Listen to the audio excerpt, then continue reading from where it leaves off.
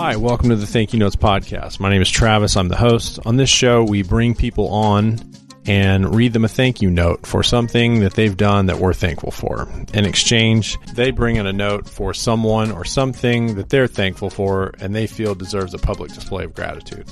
First order of business is I'd like people to write reviews, preferably 5-star ones, but if that's not the way you feel, so be it. It really helps in terms of exposure and bringing new people to the show and blowing this thing up if the more reviews we get. So please do that. My guest today is Daniel Chavez. Daniel and I have been friends for probably about 14 or 15 years.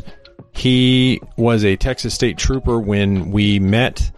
He then went into the Secret Service and has now transitioned into private security. We talk about his time in law enforcement. We talk about when we met, the time I saved his life, and he thanks one of his mentors from his Texas State Trooper days. So let's get to it. Here's Daniel Chavez.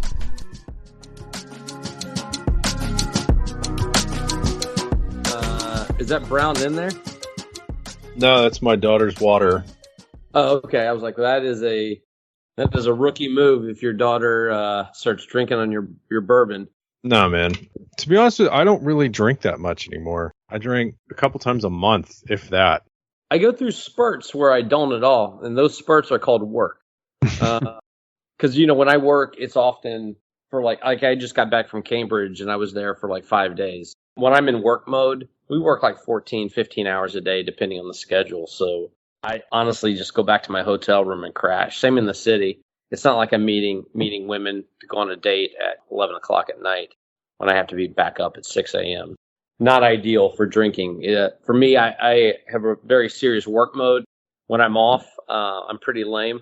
I'll watch some sweet Netflix or something that I've been kind of neglecting, and I'll have a cocktail or two at night. This is Daniel Chavez. He and I have been friends for how long? Probably since 2005, 2006. And when I met you, you were a Texas State Trooper. Do you remember where you met me specifically? Time and place? I do. I think it was probably the Houston Rodeo Cook-Off.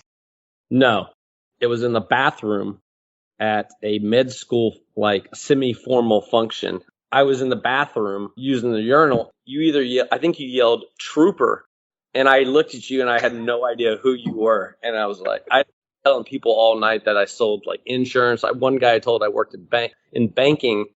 He worked in banking, then he started asking me questions, and I was like, I don't know, man. Well, the first I had heard of you is that we were going to use you for a video where we were going to have somebody from our class dressed up like a prostitute. And you were going to come up in your squad car and you were going to give us the footage from your dash cam. You were going to rough him up a little bit. And so that's when I first learned of Chavez. I remember meeting you in that bathroom, and then you just started hanging out, and then we started the running club and went from there. It's funny because I was friends with Scott first from college. I meet you guys 5 years after knowing Scott, and I became probably closest with you and Pete. And a lot of that comes down to like Scott was in serious relationships throughout med school, the most obviously his wife for more than half of that. It just you, me, and Pete were like bachelor guys. And we just became like a trio, I guess, for the most part. For better or for worse. Yeah. This is the Thank You Notes podcast, so I'd be remiss if I didn't ask you, do you write thank you notes, Daniel Chavez? I rarely. Obviously, high school graduation, when you get a ton of gifts, my mom sat me down and was like, you're going to write a thank you note. And that's fine, but you get gifts from people from church that you kind of know. You don't know what to say. I put a pretty standard line about thank you for the money. I'm going to use this for college, for books, and can't wait to watch some Texas A&M football. Something real blasé, I haven't written an actual thank you note in some time. When I was dating, I had to write like thank you type notes. And those became expected, I think, when you send a gift. The note was more important than the gift itself. True. So what do you do when you receive a gift? Usually if I get it in person, I'm very grateful. More text than phone. I think actually being on phone calls is a lost art, much like writing thank you notes was a lost art from a previous generation, which you have not lost that art, but most of our generation has. Most people don't use the phone much other than texting. So I'll generally shoot a text or something, or just give them a quick phone call, say thank you if it's somebody I really want to talk to. I'm not really great at that. Now, what about your son? Are you making him write thank you notes? I got to be honest with you. I don't know if he writes thank you notes. He's at my ex's primarily, so I don't know if he's writing thank you notes. He just had his first communion. I hope he's writing some thank you notes, but he does write some cards. Like he'll draw pictures and write thank you, but I don't know that he's writing actual thank you notes yet. It was such a big deal for me because my mom was fanatical about it. It's funny because I say thank you for stuff, but I recently, I have 2 nephews and both are in college, and I gave them each cash for graduating high school. And one of them is over the top grateful every time you see him. And the other one, even like Christmas, I handed him a card and there was money. He opened it up, looked at the money, put it in his pocket, and didn't even acknowledge that I was standing in front of him. I Venmo'd him cash for graduation. And my sister asked, like, oh, did he text you or anything, a thank you? I was like, no. And it's never happened. And I don't know why it kind of rubbed me the wrong way since I'm not a big thank you person, but it made me laugh. I was like, huh, okay. But he's a good kid, so, I mean, I can't be upset about it. It's definitely a learned behavior, and it's definitely something you have to teach a kid. Or he just doesn't really care for me. There's probably a mix of that as well. I wasn't going to say that, but... Yeah. So when I met you, you were a Texas State Trooper. What made you decide to join law enforcement? I have an aunt who's a postal inspector, and she'd always kind of talk to me about law enforcement. But my roots of it came back to a family vacation in Washington, D.C. You know, the old school, drive the family Suburban across country, stay in cheap motels, and then we went to D.C. And I remember going to the White House, and I weared out every single Secret Service agent and uniform division officer, asking questions. In the back of my mind, I always kind of wanted to do it. And I had a perfect setup at Texas A&M. I had that degree in agriculture, economics, which is pretty much what most of your elite law enforcement officers and agents have, a degree in agriculture. So how does one become a Texas State Trooper?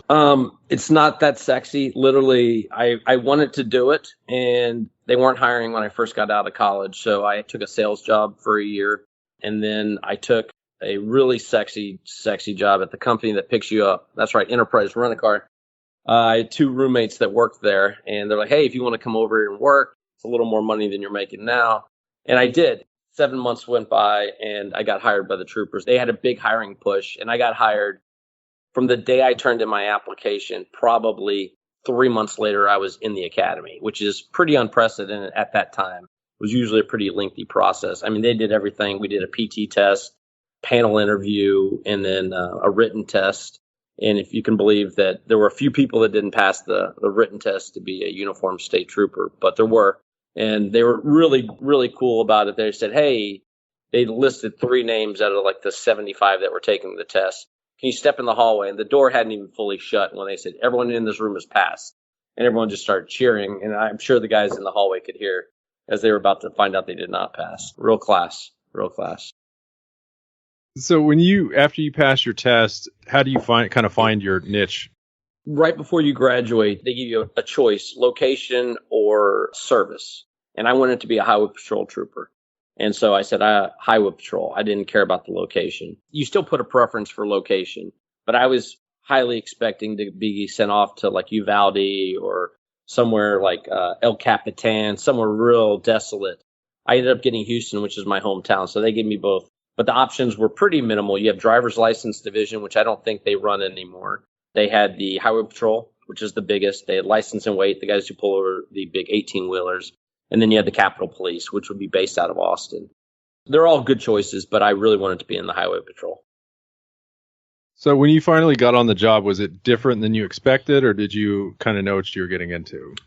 I'd never been a police officer, so I had a really bad FTO initially. He was younger than me. He didn't like me. He called me a college boy a lot.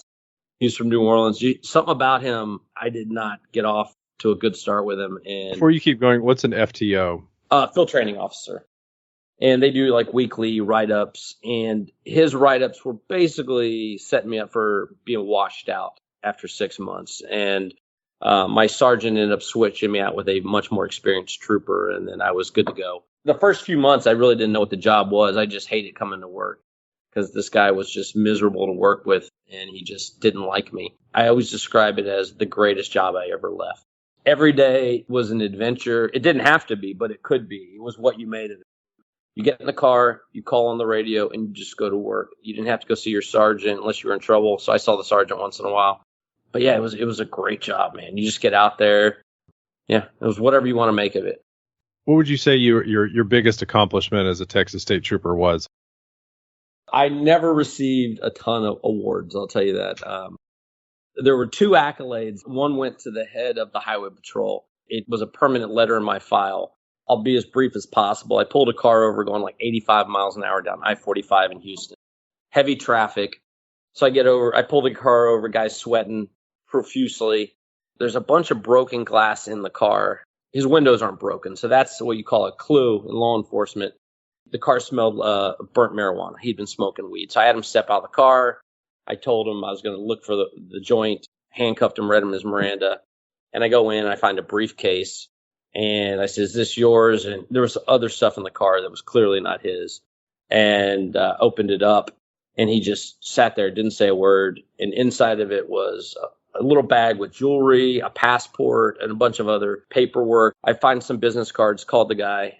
The funniest part of the story. So he's like, yeah. He's like, I told him who I was. And he was oblivious as to why a state trooper was calling him on the phone. And I was like, "Hey, you having a good day?" And he's like, yeah. And then he paused. He's like, "Actually, no, my car just got broken into." I said, "Oh, yeah, when?" It's like 10 minutes ago. So I said, "Where are you at?" And he was like 2 mile markers down the road on I-45. So he comes down, and I show him the briefcase, and he's like, "Man, you just saved me." He's like, "I was going on a foreign trip. I didn't know what I was going to do." I was like, "Oh, great. I was like, "Well, where did it happen?" For my report. "Man, I was just buying a couple magazines at the Adult Emporium." And he just said it so like matter of fact. Those places back in the day didn't have windows on them. So he was inside, and this guy had smashed like 4 different windows open and grabbed his briefcase and other stuff. So I got a letter in my file for that. That was the only noteworthy letter in my file.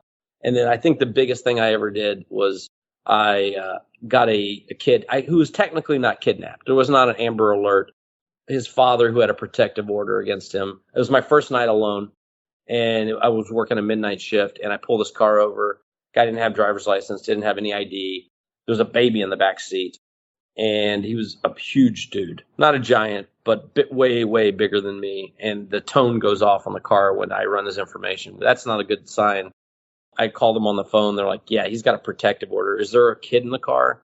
Turns out he had taken his kid, drove across state lines, and was on the process of bringing the kid back. The Amber Alert had not been issued yet. I guess I didn't technically save a kidnapped child, but I would have. So that was kind of exciting. That is kind of exciting. Yeah. So how long were you a state trooper for? Right at 5 years. Yeah, just enough to get in some trouble, good and bad. I got out just in the nick of time, I would say. But it was the greatest job I ever left. Take me through how you end up getting into the Secret Service. I started that application online multiple times, and I always would put it away. I mean, the first 20 pages of any government application is name, social security number, addresses, real blasé stuff. But once you get down to there were 8 questions called KSAs, knowledge, skills, and abilities. And I guess in my head, I was like, man, they're only looking for special forces guys. These are Navy SEAL questions. When you realize, once you're a part of the organization, you realize there are those guys, but that's not everyone. And I was more than qualified to be there. So I probably could have gotten to the Secret Service younger if I had just filled out the application and turned it in. But it was about a year to the day from when I applied that I got hired. And then I started the academy about a year after I applied. Yeah. And how long does it take to go through the academy? So you go to 2. You go to the Federal Law Enforcement Training Center, or FLETC, in Glencoe, Georgia, known to the locals as FLETEC. You do that for your general, essentially a general police academy for federal agents. And you have everyone from Bureau of Prisons, ATF, the State Department sends DSS agents there. And once you graduate, you are a federal agent. And then the Secret Service sends you through an additional 4 months in Maryland at our training facility, the Raleigh Training Facility. And you go through counterfeit crimes, credit card crimes. Then you do your protection block. And it's basically your Secret Service specific training. What kind of stuff were you looking forward to doing as a Secret Service agent? Protection. I did not want to do the investigations of the Secret Service. It is banking investigations. They're not sexy. They're not fun. There are a couple cool investigations I was a part of. If I wanted to do cool investigations, I would have stayed with Texas DPS and tried to be a Texas Ranger. I would not have come to the Secret Service for the investigations because I started in New York, and at least 60% of what you do in New York is protection related.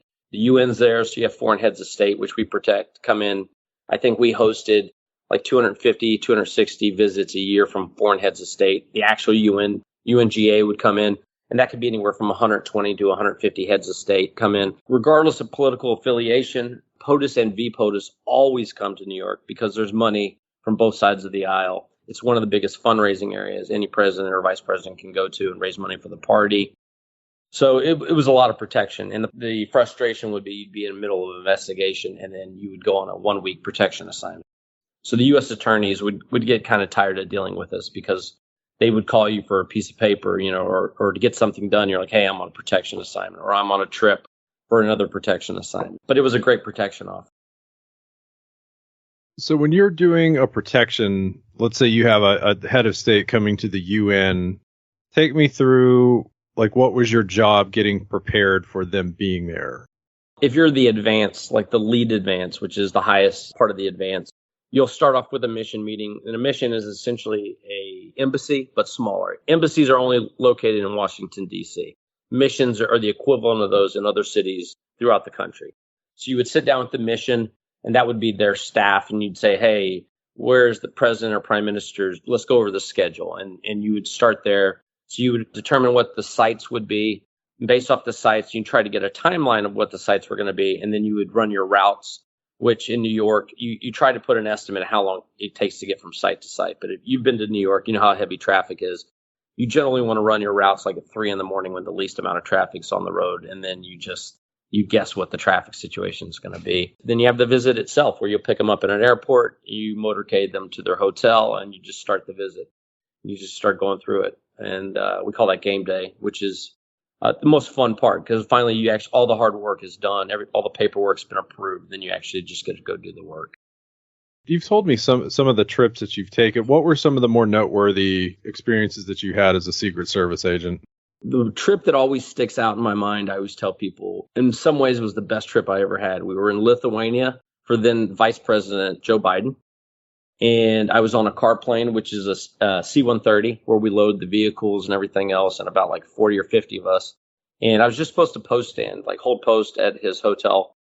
And we got there, and for the first 2 days, we had a great trip. We're kind of exploring. You're not really doing a whole lot of work the first day or two as a post stander because he's not there. And then it happened. The day before the visit, I got norovirus. And the hotel that we were staying at was like, it's not from us. Well, it went off like wildfire. Apparently, we brought it from stateside, and over 40 of us got norovirus. And you've had it before. That is not fun. It's the most miserable thing. You couldn't hold down water. You know what it is. In that sense, it was the most miserable trip. But I've never seen a group of strangers bond together so tightly and try and help each other out because everyone was so sick. It was a cool experience just because everyone worked together well. But it was physically miserable. So then what happens if the vice president's supposed to be there tomorrow and everybody has diarrhea? Like he still came. He's still, everyone fought through it. Looking back, maybe they should have told him not to come. At that point, maybe it hadn't hit as many of us as they thought. Almost everyone got it. It was really bad. And then, of course, the medical unit that comes with him, they have to set aside medical stuff for him. They're there for us too. They ran out of meds and everything they had. They're like, sorry, it's for him. It was hard to find even Gatorade or any type of electrolytes in Lithuania. Not great in that respect, but it was a great team building trip. Did you ever get to drive the Beast? No, I've driven limos, but so the Beast is specifically run by our transportation security section called TS. And everyone has what they call a satellite. Some guys go to the First Lady. Some guys go to TS. Some guys do some counter surveillance work. There's all sorts of things. And that's just an assignment that lasts a year and a half. to 2 years out of your 6-year stint on the president. So no, I did not. I never drove the beast. Best I did was open the doors a few times for the president. But no, only those guys drive the beast. What was the scariest thing that you were ever a part of in the Secret Service? Were you ever in any like real danger? I don't feel like in the Secret Service I was, and maybe that's because the state police was a little more dangerous. I mean, you got in fights, you're in pursuits, and even that didn't feel dangerous at the time. Looking back, I guess I took like some of the things that I did in the service for granted that they were not safe, but I'd go out by myself to try and do an interview, and I got reprimanded because I was used to working by myself for the most part. And that wasn't safe to interview anyone by yourself. You got to go two up. The most dangerous thing I probably did in the service, I was in the Protective Intelligence Squad in New York. So if you send a threat to the president, that's the squad that in whatever city that gets assigned it, they have to go find you. Very few people are out there that are, marksmen that are going to kill the president. What you're ultimately dealing with quite often are emotionally disturbed people. And they're bipolar, they have schizophrenia. And when you locate them, that can be dangerous. A big part of that job is talking them into going to a hospital, which we can't mandate, but we can talk them into it. And I worked with some guys who are really good at talking them into going to Bellevue, into the psych ward, and checking themselves in for 72 hours and trying to get them help. So sometimes those situations can be erratic if you came in at the wrong time, especially if they feel like the government's out to get them. That can be a little hairy. I remember once when I was a medical student, I was on my psych rotation, and we had a guy on our service who was adamant that he was going to kill Ronald Reagan.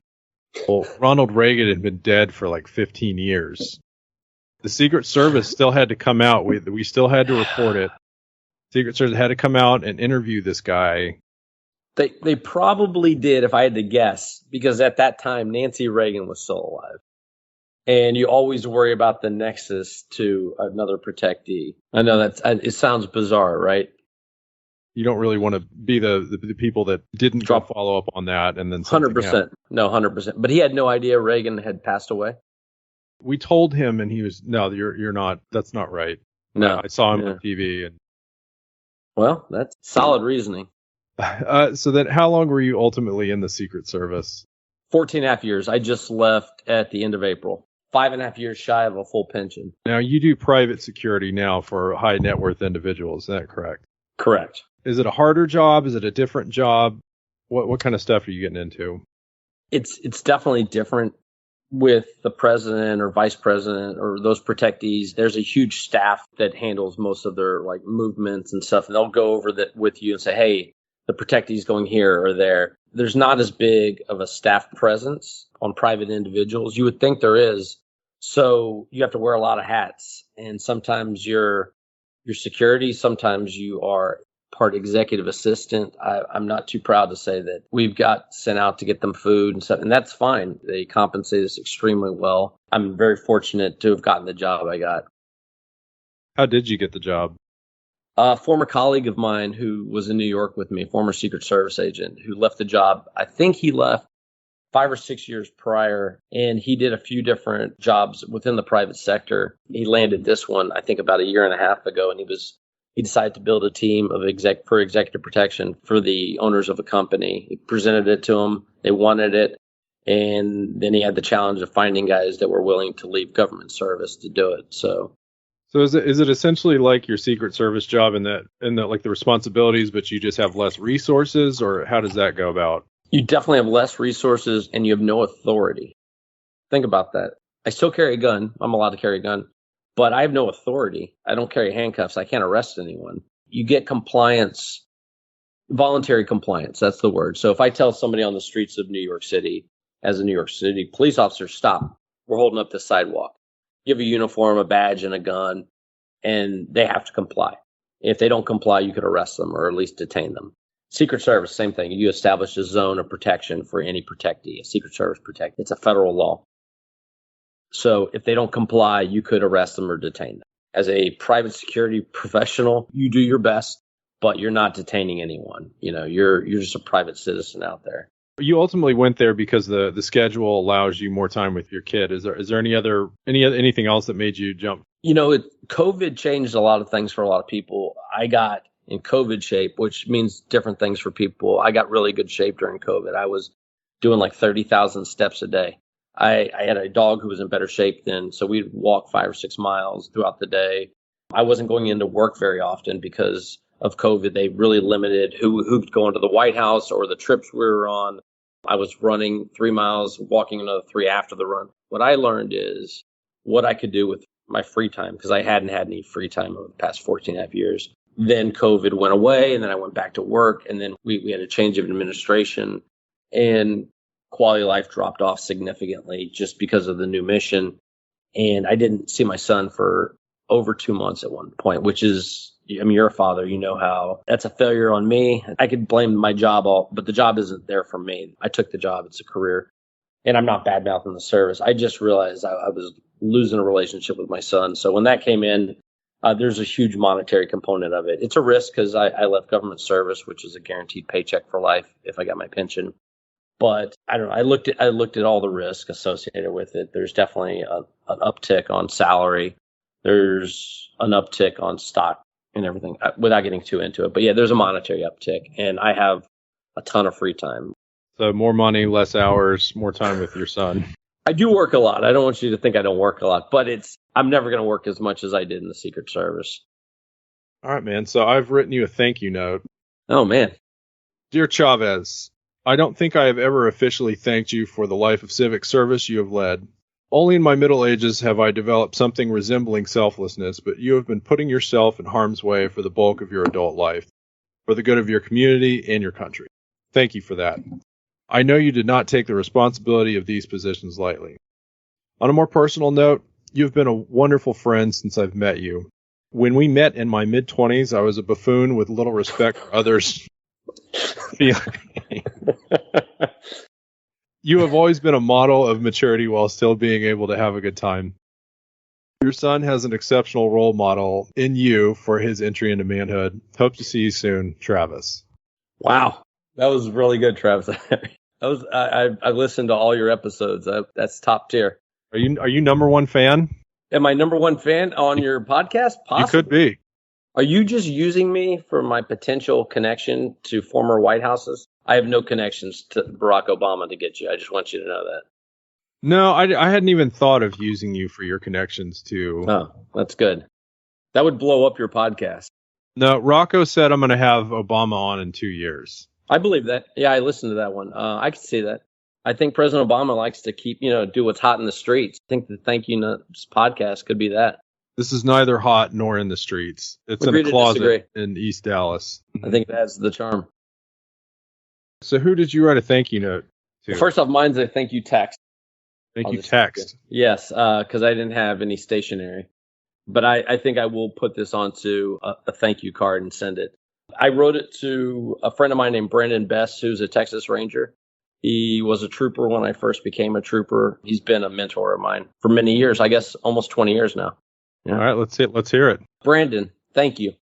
Thank you for your friendship and mentorship over the years.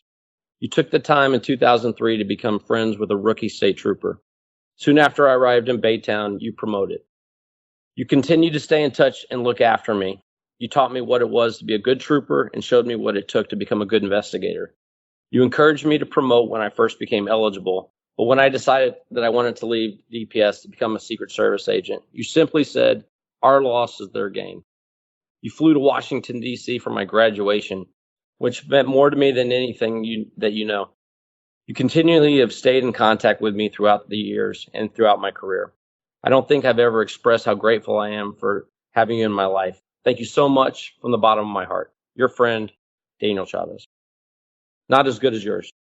I disagree. That was fantastic for somebody that claims they never write one. But I did think of what you initially said in your first podcast. It should fit on a thank you card. Yeah, so I didn't want to blow it up too much, No, that was perfect. Okay, good. Nice. Have I ever met this guy? No, probably not. He was a little older. He has 3 kids. He lives all the way out like in Anahuac, Texas. I guess that was your partner that came around. Justin. Justin, yes. Oh yeah. Justin's around. Well, is there any way we can get this episode to Brendan? To Brandon? Yeah, Brendan, I'm sorry. I'll. You know what? When you link me on your when the episode's about to drop, my 609 followers on Instagram are going to know about this. And Ooh-wee. I know that's a pretty big deal. Some call me an influencer. I don't know. It's not for me to say. You have 60 times the followers that the Thank You Notes podcast has, just to put that. Today. Wait till Paul McCartney, Sir Paul, comes on the podcast. He's not getting any younger, so we really need to step it up. I would reach out to him now. You never know. I don't know how you edit this, but do you remember the ranking system we came up with back when we used to all hang out? You, Scott, Pete, and Austin. Oh, who was number one son? Yeah, because Yes. y'all called me dad because I was older and I paid for stuff because I had a job. So y'all were always like, "Oh, you're the best dad. Thanks." That is true. I always ranked you number 4, not because you were my 4th favorite, just because I know it just like really got to you. Obviously, you were closer to the top always. Today, now you tell me. You were the only one who cared about it. I think that's why the guys would be like, "Hey, what's the ranking?" And I would always, if you were there, I'd have to put you at number 4. Tell the story about how I saved your life. Oh, how did you not bring this up? I should have written you a thank you letter. Damn straight you should. I tell that story all the time. It's one of the only 2 times that I've ever been to a hospital and had to get surgery. You and I were going to go see a movie. Do you recall what it was? United 93. It was the only thing. Is that what we were going to see? Yes. And we stopped at Fuddruckers to eat dinner. And like anything at Fuddruckers, it has the squeezed cheese. So I'm sure we covered all of our fries in it. We went to a bookstore because it was a late movie. It was a 2-floor bookstore. We were just trying to kill time. And you were on the 2nd floor. And I had like 3 books in my hand and I started getting this really bad pain. And I had abdominal pain issues for a decade and the doctors never could figure out what it was. At the time, I think I was 27. And I just started sweating through my clothes. And it got really embarrassing. I started unbuttoning my pants. Like I couldn't breathe. I looked like I ran a marathon. My shirt was soaked through. And you couldn't find me. So you just went out to the car and you called me. I couldn't even talk hardly. I was like, "Where are you?" You're like, "Oh, I'm in the car." So I ran out there. And I said, "Hey, I'm having these pains." And I remember you're like, "All right, we're getting you to the hospital." So you start driving and you called, I think, Austin or one of the other guys. What I remember specifically is I was in so much pain. And you said, "I think he's having appendicitis," which is probably the smart bet, right? And then you're talking to them for a second. And you go, "Let me ask." You said, "Hey, do you have insurance?" And I couldn't even breathe or talk, but I was a state trooper, so I obviously had good benefits. I was like, "Yes." And he said, "Don't worry, I'm going to take you to Methodist," which was like the nicest ER. It's so nice that they hid the ER. Remember, Yes. We couldn't find the sign. Like it wasn't a lit up ER sign by design, I would imagine. Yes. And you rolled down the window, and there was a security guard, and you yelled, "Where's the ER?" And he's like, "It's right here." And it was pitch black. So I think you opened up the door, or I did something, but I was leaned up against it, so I fell onto the concrete. So the security guard runs and he grabs a wheelchair, and the 2 of you hike me up in it, and he's pushing me as fast as he can, but he didn't put the foot pegs down. So I'm leaned over, and my foot catches a crevice, and I go head first onto the concrete a second time. And then he put me back in, and I get in there. You kept telling me to keep me calm. You're like, "Don't worry. Don't worry." The whole drive, you're like, "We're going to get you some morphine. You're going to be fine." And I was screaming for it like I had been shot. I remember all the other guys from the crew showed up in scrubs, and they walked in like they were doctors. Nobody even questioned that they belonged there. And y'all were taking bets on what I had. It turns out it was my gallbladder, that it was jam-packed full of stones and sludge. And I finally got the morphine, which was good. But I remember I was much more lucid. My parents showed up. There was a really cute nurse, and I remember saying to her, like, "Hey," like joking around. I was a joke for you guys. My mom didn't think it was funny. And I was like, she's like, "Are you all right?" I was like, "Yeah." I was like, "Don't worry." I was obviously not a Navy SEAL, but I was like, I'm shipping out to Iraq tomorrow.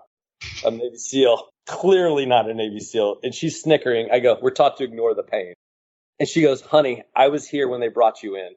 And I just shrunk down. Even up there, I was like, never mind. I'm good. Because she heard me squealing.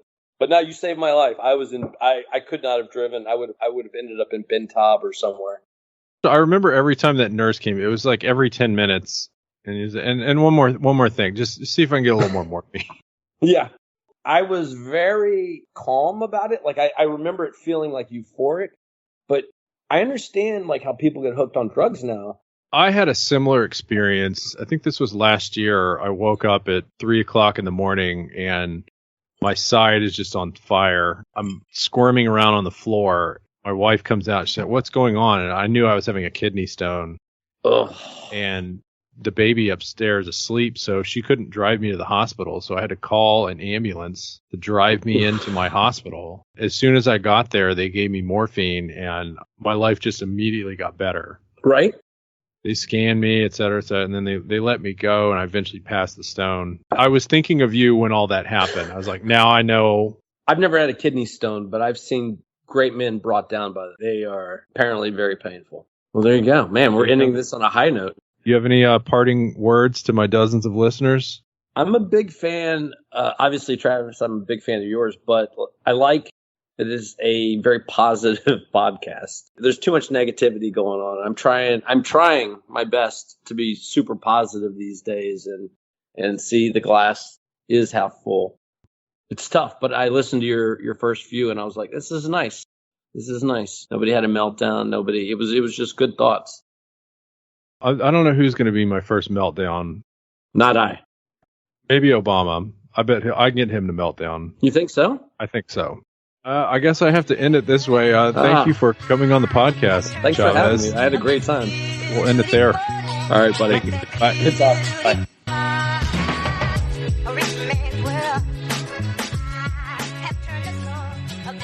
You can follow Dan and his son at their Instagram account at Dan_VS_food_, where they go around different restaurants throughout New York City, try them out, tell you what they thought, tell you how much they ate. It's kind of funny.